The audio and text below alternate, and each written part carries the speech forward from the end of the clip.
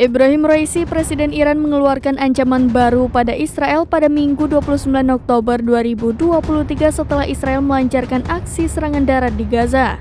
Ibrahim Raisi mengatakan pemboman Israel yang sedang berlangsung di Gaza telah melampaui batas, sehingga menurutnya akibat pengeboman Israel memaksa semua orang mengambil tindakan. Sebagai informasi, Israel menggempur wilayah kecil Palestina sejak militan Hamas menyerbu perbatasan pada tanggal 7 Oktober.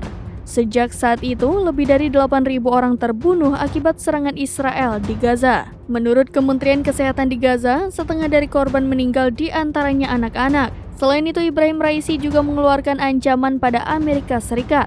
Pasalnya, Washington meminta Iran untuk tidak melakukan apapun dalam konflik ini. Kelompok ini mencakup organisasi-organisasi seperti kelompok militan Palestina Hamas, Hizbullah Lebanon, serta berbagai milisi di Irak dan Suriah, serta milisi Houthi di Yaman.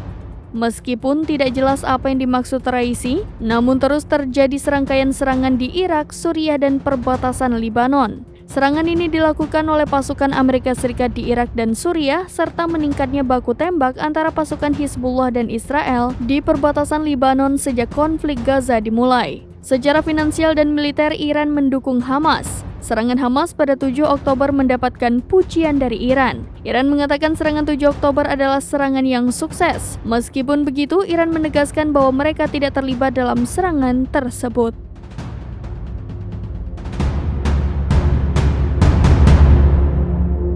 Download Tribun X sekarang, menghadirkan lokal menjadi Indonesia.